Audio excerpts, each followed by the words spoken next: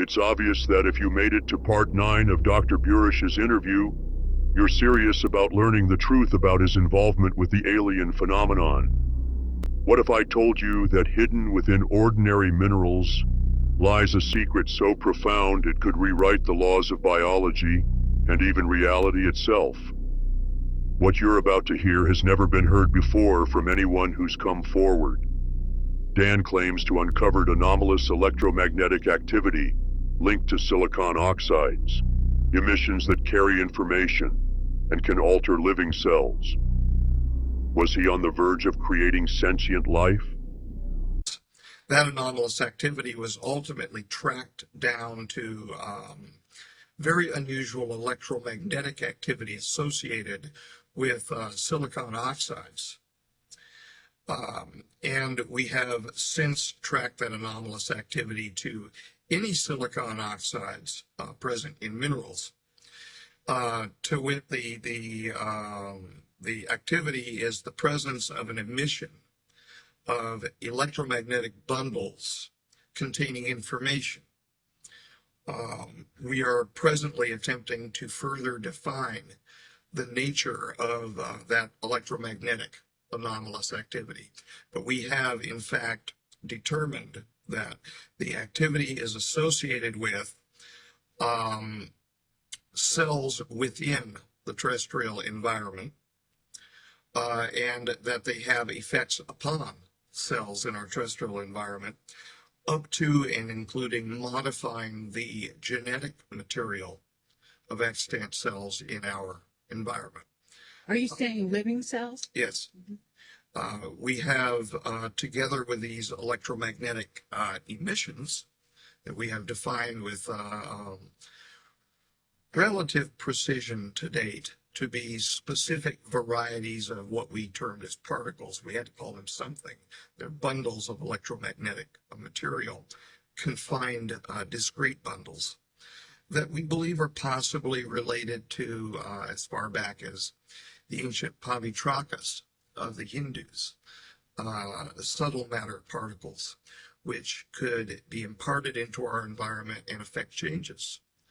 Thus far, we have not observed negative changes, meaning the effects of these subtle matter particles, if you will, have not affected our environment negatively. But you have had interruptions as a result of those particles. Well, Anomalous activity, you said. We've had anomalous thermal emissions when too much or too little energy was imparted to the silicon oxide bearing material. We have had unusual drains of batteries around the activity, and have not defined why. But there have been two phenomena associated with Lotus that have been particularly striking to me as a biologist. We've had resets of cells which have occurred, and I say resets because I'm trying not to make it sound Frankenstein-like, where there have been heat-fixed yeast cells which have been used as offered, if you will, to this phenomenon as target cells. And upon the receipt of material of these dead heat-fixed yeast cells, we've had a restart of the cells, and we have the photographic and the... So they've come back to life, is what you're saying, as a result of this? There has been yes. I really don't even like using those terms. It's out of the book, off the edge of the pizza, so to speak. But we have had a restart of the cells in that location. However, the cells which have restarted from the dead cells are not the same cells, are not the same functioning cells as the precursor cells, the precursor yeast cells. We don't really know what they are. You mean, are you saying that the cells changed and they're functioning differently after being exposed to this energy? We started out with essentially a fungal cell, but a yeast cell, which we heat fixed. And the result was more termed, what one would normally term an animal-like cell. Really? So it actually changed it from one thing. It actually transformed it from one thing to another. It transformed it from one thing to another after imparting to it what we've come to call a template.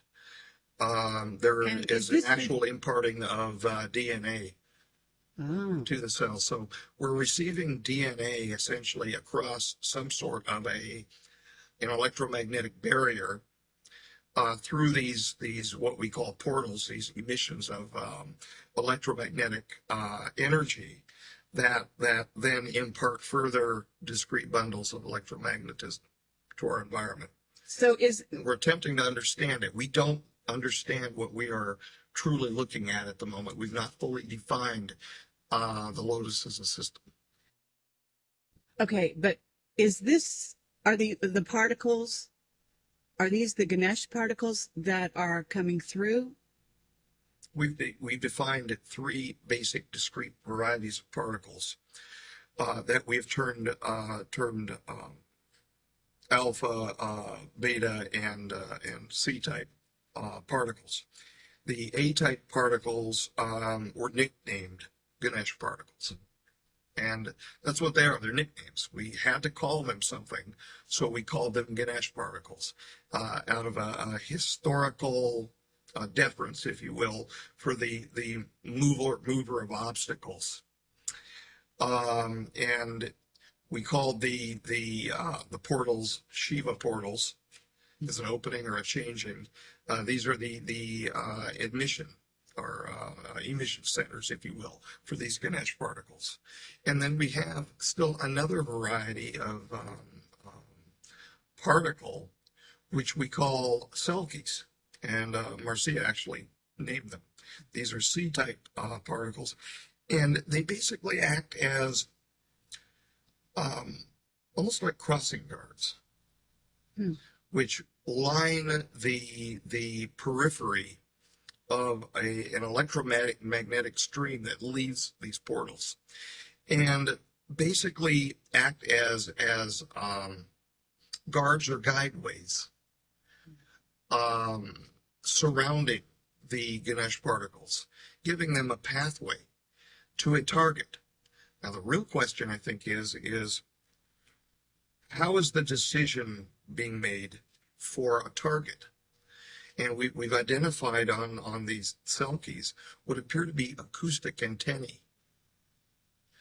And I say appear to be acoustic antennae because changes of input into this system, acoustic changes, affect the behavior of these Selkie particles.